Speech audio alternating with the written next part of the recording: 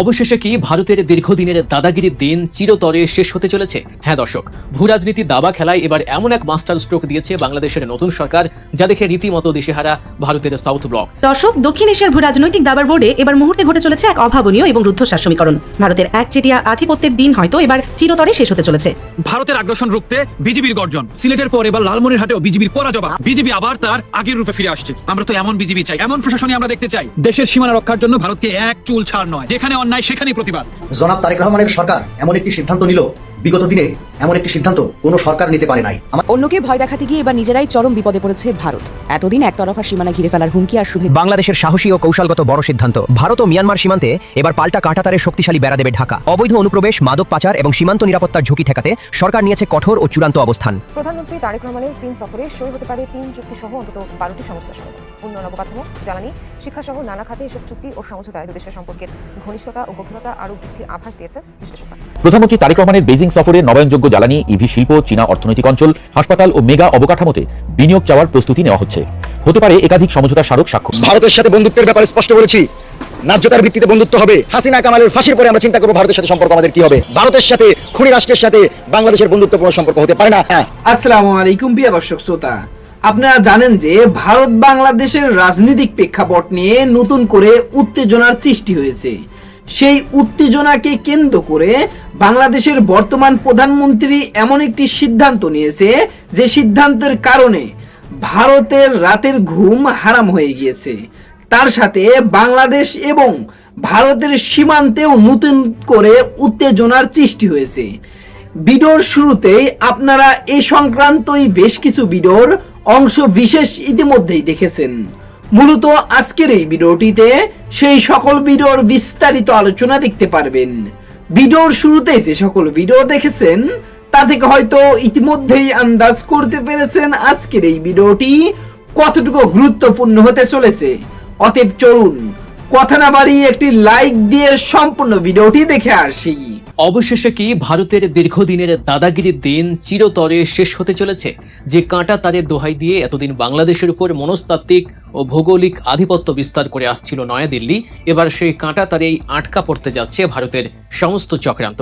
হ্যাঁ দর্শক, ভূরাজনীতির দাবা খেলায় এবার এমন এক মাস্টার স্ট্রোক দিয়েছে বাংলাদেশের নতুন সরকার, যা দেখে রীতিমতো দিশেহারা ভারতের সাউথ ব্লক। পশ্চিমবঙ্গের নতুন মুখ্যমন্ত্রী শুভেন্দু অধিকারী যখন বিএসএফকে জমি দিয়ে বাংলাদেশকে ভাতে পানিতে মারার নতুন ফাঁদ পাচ্ছিলেন, ঠিক তখনই এক অভাবনীয় পাল্টা চাল দিল ঢাকা। কি সেই চাল? কেন সংসদে দাঁড়িয়ে স্বরাষ্ট্রমন্ত্রী সালাউদ্দিন আহমেদ এমন এক হুঙ্কার দিলেন, যা কাঁপিয়ে দিয়েছে পুরো দক্ষিণ এশিয়ার কূটনীতির হিসাব নিকাশ? কেনই বা বলা হচ্ছে সীমান্তে পাখির মতো মানুষ মারা ভারতের জন্য এবার এক অতীত ইতিহাস হতে যাচ্ছে? এই পুরো ভূরাজনৈতিক থ্রিলারের আদ্যপান্ত বুঝতে হলে এবং বাংলাদেশের এই সাহসিকতার পেছনের আসল রহস্য জানতে হলে ভিডিওটির শেষ পর্যন্ত আমাদের সাথেই থাকুন, কারণ আজকের এই বিশ্লেষণ আপনার চিন্তার জগৎকে পুরোপুরি বদলে দেবে। দর্শক, বাংলাদেশ ও ভারতের মধ্যকার 4000 কিলোমিটারের বেশি দীর্ঘ সীমান্ত বিশ্বের অন্যতম জটিল একটি সীমান্ত এলাকা। যুগের পর যুগ ধরে আমরা দেখে এসেছি এই সীমান্তে ভারত একতরফাভাবে কাঁটা তারের বেড়া নির্মাণ করে রেখেছে। নিজেদের ভূখণ্ড ও নিরাপত্তা রক্ষার অজুহাত দেখিয়ে তারা হাজার হাজার কিলোমিটার প্রাচীর তুলেছে। কিন্তু এই বেড়া কি কেবল ভৌগোলিক বিভাজন ছিল? একদমই নয়, বরং এই কাঁটা তারের আড়ালে প্রতিনিয়ত চলেছে এক নির্মম আগ্রাসন। আমরা দেখেছি কিভাবে নিরীহ বাংলাদেশি নাগরিকদের পাখির মতো গুলি করে হত্যা করেছে বিএসএফ। কোনো আন্তর্জাতিক আইনের তোয়াক্কা না করে জিরো লাইনের নিয়ম ভঙ্গ করে ভারত বছরের পর বছর ধরে সীমান্তে এক ভীতিকর পরিস্থিতি তৈরি করে রেখেছিল।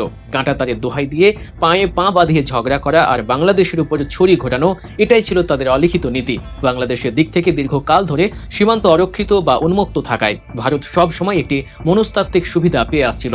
কিন্তু পরিস্থিতির পট পরিবর্তন ঘটতে শুরু করে সম্প্রতি।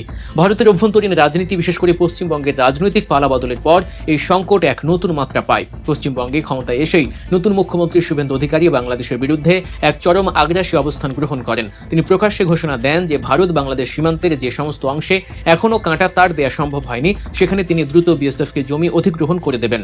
শুভেন্দু অধিকারীর এই ঘোষণার পেছনের উদ্দেশ্য মোটেও সহজ ছিল না। এটি ছিল মূলত বাংলাদেশের উপর নতুন করে চাপ সৃষ্টির এক সুগভীর ফাঁদ। শুধু কাঁটা তার দেয়াই নয়, এর পাশাপাশি শুরু হয় আরেক ভয়ঙ্কর চক্রান্ত, পুশিন বা অবৈধ অনুপ্রবেশ। উত্তেজনা পীড়িত ভারত থেকে অবৈধ ভারতীয় নাগরিকদের জোর করে বাংলাদেশের ভেতরে ঠেলে দেওয়ার এক জঘন্য অপচেষ্টা শুরু হয়। বিএসএফ এর প্রত্যক্ষ মদদে এই পুশিনের চেষ্টা বাংলাদেশের সার্বভৌমত্ব এবং অভ্যন্তরীণ নিরাপত্তার জন্য এক বিশাল হুমকি হয়ে দাঁড়ায়। একদিকে শুভেন্দু অধিকারীর দাদাগিরি, অন্যদিকে সীমান্তে বিএসএফ এর আগ্রাসন। সব মিলিয়ে মনে হচ্ছিল বাংলাদেশ হয়তো এক চরম কূটনৈতিক ও ভৌগোলিক চাপের মুখে পড়তে যাচ্ছে। কিন্তু না, এবার আর মাথা নত করার দিন নেই। বাংলাদেশের নতুন সরকার অর্থাৎ বিএনপি সরকার ক্ষমতায় আসার পর থেকেই স্পষ্ট বুঝিয়ে দিয়েছে যে দেশের সার্বভৌমত্ব নিয়ে এক চুলো ছাড় দেওয়া হবে না। ভারতের এই আধিপত্যশীল ও আগ্রাসী আচরণের বিপরীতে বাংলাদেশ এবার এমন এক সাহসী উদ্যোগ হাতে নিয়েছে যা ভারতের নীতি নির্ধারকদের কল্পনারও বাইরে ছিল। সম্প্রতি জাতীয় সংসদে দাঁড়িয়ে বর্তমান স্বরাষ্ট্রমন্ত্রী সালাউদ্দিন আহমেদ এক ঐতিহাসিক এবং যুগান্তকারী ঘোষণা দিয়েছেন। তিনি অত্যন্ত দৃঢ়তার সাথে জানিয়েছেন যে সীমান্ত সুরক্ষায় বাংলাদেশ আর কেবল বিজিবির পাহাড়ের উপর নির্ভরশীল থাকবে না। বাংলাদেশ এবার নিজস্ব ভূখণ্ডে সম্পূর্ণ নিজস্ব অর্থায়নে এবং উদ্যোগে কাঁটা তারের বেড়া নির্মাণ করবে। হ্যাঁ দর্শক, ঠিকই শুনেছেন, বেড়া শুধু ভারত দেবে না, এবার বাংলাদেশও নিজের সীমানায় দুর্ভেদ্য প্রাচীর গড়ে তুলবে। স্বরাষ্ট্রমন্ত্রী সালাউদ্দিন আহমেদ সংসদে তার বক্তব্যে এই মহাপরিকল্পনা দুটি ধাপের কথা উল্লেখ করেছেন। প্রথম ধাপে বাংলাদেশ কাঁটা তারের বেড়া নির্মাণ করবে চরম উত্তেজনাকর মিয়ানমার সীমান্তে। আপনারা জানেন, মিয়ানমারের অভ্যন্তরীণ গৃহযুদ্ধ, জান্তা বাহিনী ও আরাকান আর্মির মধ্যকার তীব্র সংঘাত বাংলাদেশের জন্য এক বিশাল মাথা ব্যথার কারণ হয়ে দাঁড়িয়েছে। প্রতিদিন টেকনাফ ও বান্দরবান সীমান্ত দিয়ে অত্যাধুনিক অস্ত্র, গোলাগুলি এবং কোটি কোটি টাকার ইয়াবা ও ক্রিস্টাল মেথ বাংলাদেশে প্রবেশ করছে। রোহিঙ্গা ক্যাম্পগুলোর নিরাপত্তা চরম হুমকির মুখে। এই ভয়াবহ পরিস্থিতি সামাল দিতে এবং চোরাচালান ও অনুপ্রবেশ চিরতরে বন্ধ করতে মিয়ানমার সীমান্তে নিজস্ব কাঁটাতার নির্মাণের কাজ দ্রুত শুরু হতে যাচ্ছে। তবে আসল চমকটি অপেক্ষা করছিল এর পরের ঘোষণায়। মিয়ানমার সীমান্তের কাজ শেষ হওয়ার পরপরই বাংলাদেশ হাতে দেবে ভারত সীমান্তে। দীর্ঘকাল ধরে ভারতের একতরফা বেড়া দেওয়ার যে আধিপত্যশীল চিত্র ছিল, তার বিপরীতে দাঁড়িয়ে বাংলাদেশ নিজের সীমানাকেও সুরক্ষিত করবে নিজস্ব কাঁটাতার দিয়ে। স্বরাষ্ট্রমন্ত্রীর এই ঘোষণায় মূলত শুভেন্দু অধিকারীর পাতা ফাঁদকে একেবারে ধূলিসাৎ করে দিয়েছে। একটু গভীরভাবে চিন্তা করুন দর্শক, বাংলাদেশের এই সিদ্ধান্তের ফলে আসলে কি হতে যাচ্ছে। ভারত এতদিন ধরে যে জায়গাগুলোতে বেড়া দেয়নি, সেগুলো তারা ব্যবহার করত নিজেদের সুবিধা মতো পুশিন করার জন্য, চোরা কারবারিদের মদদ দেওয়ার জন্য এবং বাংলাদেশকে চাপে রাখার জন্য। শুভেন্দু অধিকারী ভেবেছিলেন বিএসএফকে জমি দিয়ে তিনি এককভাবে ছড়ি ঘোরাবেন, কিন্তু বাংলাদেশ যখন নিজের দিক থেকেও কাঁটাতার দিয়ে দেবে, তখন ভারতের এই অশুভ প্রবেশদ্বারগুলো চিরতরে সিলগালা হয়ে যাবে। ভারত চাইলেও আর একজন অবৈধ নাগরিককেও বাংলাদেশের ভেতরে পুশ ইন করতে পারবে না। এর চেয়েও বড় কথা হলো, এটি একটি বিশাল কূটনৈতিক বার্তা। বাংলাদেশ বিশ্ববাসীকে এবং বিশেষ করে দিল্লিকে স্পষ্ট বুঝিয়ে দিল যে আমরা আর তোমাদের দয়ার উপর নির্ভরশীল নই। আমাদের সীমান্ত কিভাবে সুরক্ষিত রাখতে হয় তা আমরা খুব ভালো করেই জানি। ভারতের দাদাগিরি, কথায় কথায় সীমান্তে রক্তপাত এবং পাখির মতো মানুষ মারার যে বিকৃত উল্লাস বিএসএফ এতদিন করে এসেছে, নিজস্ব কাঁটাতার নির্মাণের ফলে তার কফিনে শেষ পেরেকটি ঠুকে দেওয়া হলো। দুটি দেশের মাঝখানে যখন উভয় পক্ষের নিজস্ব বেড়া থাকবে, তখন জিরো লাইন অতিক্রম করে বাংলাদেশের ভূখণ্ডে ঢুকে আগ্রাসন চালানো ভারতের পক্ষে আর কোনোভাবেই সম্ভব হবে না। রাজনৈতিক বিশ্লেষকরা মনে করছেন, বিএনপি সরকারের এই সিদ্ধান্তটি বাংলাদেশের ভূ রাজনৈতিক ইতিহাসে একটি মাইল ফলক হয়ে থাকবে। এটি কেবল কিছু লোহার তার বা কংক্রিটের পিলারের অবকাঠামো নয়, এটি হলো স্বাধীন বাংলাদেশের আত্মমর্যাদার প্রতীক। ভারতের সাথে সমন্তালে চোখে চোখ রেখে কথা বলার এই যে সৎসাহস, তা দীর্ঘকাল ধরে বাংলাদেশের সাধারণ মানুষ দেখতে চেয়েছিল। এই একটি মাত্র ঘোষণায় ভারতের সমস্ত রাজনৈতিক হিসাব নিকাশ উল্টে গেছে। তারা এখন বুঝতে পারছে যে বাংলাদেশে এখন এমন এক সরকার বিরাজমান যারা নতজন পররাষ্ট্রনীতিতে বিশ্বাস করে না।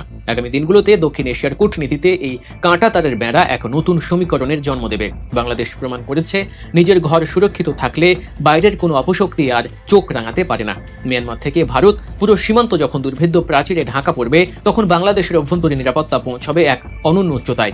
আর চিরতরে অবসান ঘটবে সেই অভিশপ্ত ইতিহাসের, যেখানে বাংলাদেশিদের রক্তে রঞ্জিত হতো সীমান্তের সবুজ ঘাস।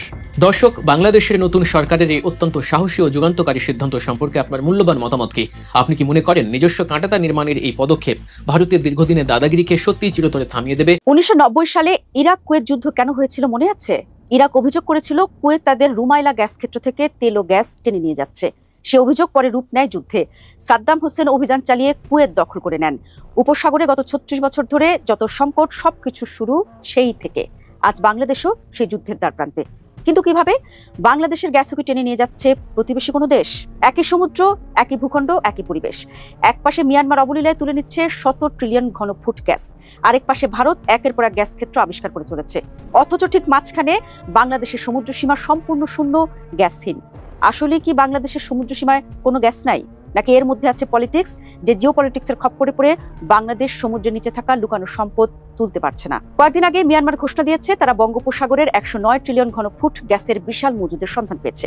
ওদিকে ভারতও ঘোষণা দিয়েছে তারা তাদের সরকারি কোম্পানি ওয়েল ইন্ডিয়া লিমিটেডের মাধ্যমে বঙ্গোপসাগরে টানা দ্বিতীয়বারের মতো গ্যাস আবিষ্কার করেছে। কিন্তু এই ইন্ডিয়ান কোম্পানি গত 14 বছর ধরে আমাদের বঙ্গোপসাগরে অনুসন্ধান চালিয়ে যাচ্ছে, অথচ 1 ফুট গ্যাসও তারা খুঁজে পায়নি। জিওলজিস্টরা বলছেন প্রতিবেশীদের সমুদ্রে গ্যাস থাকলে আমাদের অংশেও গ্যাস থাকার সম্ভাবনা শতভাগ, কারণ প্রাকৃতিক গ্যাস কোনো মানচিত্রের সীমানা ধরে চলে না। তাহলে ঝামেলাটা কোথায়? দর্শক, ঝামেলাটা রাজনৈতিক। বঙ্গোপসাগরের বাংলাদেশ অংশে গ্যাস অনুসন্ধান করতে চেয়েছে আমেরিকান ও ব্রিটিশ কোম্পানিগুলো, চেয়েছে চীন, সিঙ্গাপুর, থাইল্যান্ড সহ বিভিন্ন দেশের প্রতিষ্ঠান। কিন্তু বাংলাদেশ সরকার কাজ দিয়েছে ইন্ডিয়ান কোম্পানিকে। 2012 সালে সমুদ্র সীমা জয়ের পর বিশাল ঢাক ঢোল পিটিয়ে বঙ্গোপসাগরের 2টি ব্লকের দায়িত্ব দেওয়া হয়েছিল ভারতীয় 2 সরকারি প্রতিষ্ঠান ওএনজিসি এবং ওয়েল ইন্ডিয়া লিমিটেডকে। যে ভারতীয় কোম্পানিগুলো নিজেদের সীমানায় প্রতিদিন মিলিয়ন মিলিয়ন ঘনফুট গ্যাস তুলছে, তারাই দীর্ঘ 14 বছর ধরে বাংলাদেশের অংশে অনুসন্ধান চালিয়ে কোনো গ্যাসই খুঁজে পায়নি, পাবেও না। কারণটা আগেই বলেছি, সমুদ্রের পানি যেমন কোনো দেশের মানচিত্র ধরে প্রবাহিত হয় না, সমুদ্রের নিচের গ্যাসও দেশের সীমারেখায় সীমাবদ্ধ থাকে না। বাংলাদেশ গ্যাস না তুললেও সে গ্যাস তুলে নিতে পারে প্রতিবেশী দেশগুলো। জিওলজিস্টরা বলেন মাটির নিচের গ্যাস সব সময় উচ্চ চাপ থেকে নিম্ন চাপের দিকে ধাবিত হয়। এখন একই গ্যাস ক্ষেত্রের ওপারে যদি মিয়ানমার বা ভারত কূপ খনন করে অনবরত গ্যাস তুলতে থাকে, তবে সেখানে একটি লো প্রেসার জোন তৈরি হবে। ফলে বাংলাদেশের সীমানার ভেতরে থাকা গ্যাসও মাটির নিচ দিয়ে স্বয়ংক্রিয়ভাবে ওই কম চাপের দিকে অর্থাৎ প্রতিবেশীদের কূপের দিকে ধাবিত হবে বা টেনে চলে যাবে।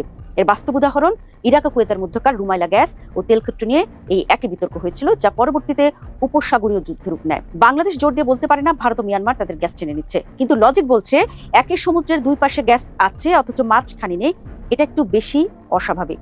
মিয়ানমার তাদের শিউ গ্যাস ফিল্ড থেকে প্রতি বছর 200 বিলিয়ন ঘনফুট গ্যাস তুলছে, আর ভারত তাদের কৃষ্ণা গোদাবরী বেসিন থেকে তুলছে বছরে 400 বিলিয়ন ঘনফুট গ্যাস। শুধু তাই নয়, 2026 সালের জুনে মিয়ানমারের জান্তার সরকার নিশ্চিত করেছে যে তাদের তানিমথারি গভীর সমুদ্র ব্লকে 95 টিসিএফ এবং আয়াবতী উপকূলে 14 টিসিএফ সহ মোট 109 টিসিএফ নতুন গ্যাসের সন্ধান মিলেছে। ওদিকে ভারত তাদের সমুদ্র মন্থন মিশনের অধীনে ব্ল্যাক ফোর্ট ডলফিন রিগ দিয়ে গভীর সমুদ্রে খনন চালিয়ে একের পর এক সাফল্য পাচ্ছে, আর বাংলাদেশ স্বাধীনতার 55 বছরেও সেই একই জায়গায় দাঁড়িয়ে। তাহলে উপায় হলো চীনের সহযোগিতা নেওয়া। মিয়ানমারের বিশাল গ্যাস আবিষ্কারের পেছনে কাজ করেছে চীনের প্রযুক্তি ও সহযোগিতা। 2021 সালের সামরিক অভ্যুত্থানের পর পশ্চিমা নিষেধাজ্ঞার মুখে পড়ে যখন টোটাল এনার্জি বা শেভরনের মতো আমেরিকান এবং ইউরোপীয় কোম্পানিগুলো মিয়ানমার ছেড়ে চলে যায়, তখন মিয়ানমার কিন্তু দমে যায়নি। তারা হাত মেলায় চীনের সাথে। China national offshore well corporation এবং সিএনপিসির মতো চীনা কোম্পানিগুলো মিয়ানমারের গভীর সমুদ্রে অত্যাধুনিক প্রযুক্তি নিয়ে ঝাঁপিয়ে পড়ে, ফলে একের পর এক ব্লকে গ্যাসের সন্ধান মেলে। আর আমাদের অবস্থা দেখুন, 1993, 1997, 2008, 2012 কিংবা 2024 একের পর এক সরকার এসেছে, অন্তত 6 থেকে 7 বার আন্তর্জাতিক দরপত্র আহ্বান করা হয়েছে, কিন্তু কোনো কাজ হয়নি। কখনো কনকো ফিলিপস গ্যাসের দাম নিয়ে দ্বিমত করে ব্লক ফেলে চলে গেছে, কখনো দক্ষিণ কোরিয়ার পোস্কো দাইউ লাভজনক মনে না করায় মাঝপথে কাজ ছেড়ে দিয়েছে। অথচ বঙ্গোপসাগরে অনুসন্ধান চালানোর জন্য চীনের বিশ্বখ্যাত company China national offshore well corporation বারবার আগ্রহ দেখিয়েছে, কিন্তু অতীতে কোনো সরকারই চীনকে সমুদ্রে কাজ দেওয়ার ঝুঁকি নিতে চায়নি। জিওপলিটিক্যাল চাপ, বিশেষ করে ভারত ও আমেরিকার অসন্তুষ্টির ভয়ে আমরা চীনকে দূরে সরিয়ে রেখেছি। আমরাও যদি ভারতীয় কোম্পানিগুলোর উপর একচেটিয়া নির্ভরতা বাদ দিয়ে মিয়ানমারের মতো চীনা কোম্পানির প্রযুক্তিগত সহযোগিতা নিতাম, তাহলে আজ হয়তো বাংলাদেশের সমুদ্র থেকেও গ্যাস পাওয়া যেত। চীন এবং মালয়েশিয়া বর্তমানে গভীর সমুদ্রের তেল গ্যাস অনুসন্ধানে বিশ্বের অন্যতম সেরা এবং সফল।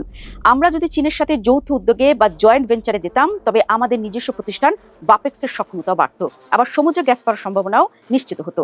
কিন্তু ভূ রাজনীতির চক্করে পড়ে আমরা নিজেদের পায়ে নিজেরাই কুড়াল মেরেছি। 5 আগস্টের পর ইউনুস সরকারের সময় মার্কিন কোম্পানি এক্সন মোবিল দরপত্র ছাড়াই 15টি ব্লক ইজারা নেওয়ার জন্য চাপ সৃষ্টি করেছিল, কিন্তু আইনি জটিলতায় তা সম্ভব হয়নি। অন্যদিকে আমেরিকার সাথে কৌশলগত সম্পর্কের সমীকরণে চীনা বা রুশ কোম্পানিগুলোকে দরপত্রে আনা আরো কঠিন হয়ে পড়েছে। পরাশক্তিগুলোর এই টানাটানি আর আমাদের নতজানু নীতির খেসারত বাংলাদেশের সাধারণ জনগণ দিয়েই যাচ্ছে। প্রতি বছর 60,000 কোটি টাকা খরচ করে আমাদের বিদেশ থেকে চড়া দামে এলএনজি আমদানি করতে হচ্ছে, যা দেশের অর্থনীতিকে দুর্বল করে দিচ্ছে। ভবিষ্যতে এই আমদানির বোঝা আরো বাড়বে, অথচ নিজের দেশের সমুদ্র থেকে গ্যাস তোলা গেলে এই 60,000 কোটি টাকা যেমন বাঁচত, আমরা গ্যাস রপ্তানিও করতে পারতাম। রপ্তানি না করলেও দেশের ভেতরে শিল্প কারখানা ঠিকঠাক গ্যাস পেলে অন্য পণ্যের আমদানি কমত, কর্মসংস্থান বাড়ত। সবশেষে একটাই কথা, প্রধানমন্ত্রী তারেক রহমান বারবার বলেছেন সবার আগে বাংলাদেশ। সরকার যদি সত্যি সবার আগে বাংলাদেশ নীতি অনুসরণ করে, তবে চীন, আমেরিকা, ভারতের এই ত্রিমুখী স্বার্থের দ্বন্দ্বকে দূরে সরিয়ে রেখে দেশের স্বার্থে সাহসী সিদ্ধান্ত নিতে হবে। মিয়ানমার যদি চীনের হাত ধরে ট্রিলিয়ন ট্রিলিয়ন ঘন ফুট গ্যাস পেতে পারে, তবে বাংলাদেশ কেন ভারতের অকার্যকর খাঁচায় বন্দী থাকবে? আমি আশা করছি সম্পূর্ণ ভিডিওটি দেখেছেন এবং এই ভিডিওর সাপেক্ষে আপনার কি মতামত সেটা অবশ্যই কমেন্ট বক্সে জানিয়ে যাবেন। ভিডিওটি ভালো লেগে থাকলে শেয়ার করতে ভুলবেন না। আমাদের এই চ্যানেলে নতুন হয়ে থাকলে চ্যানেলটি সাবস্ক্রাইব করে চ্যানেলের পাশে থাকবেন। আর যারা ইতিমধ্যে চ্যানেলটি সাবস্ক্রাইব করেছেন তাদেরকে অসংখ্য ধন্যবাদ। দেখা হবে নতুন কোনো ভিডিও নিয়ে। ততক্ষণ সবাই সুস্থ থাকবেন। আল্লাহ হাফেজ।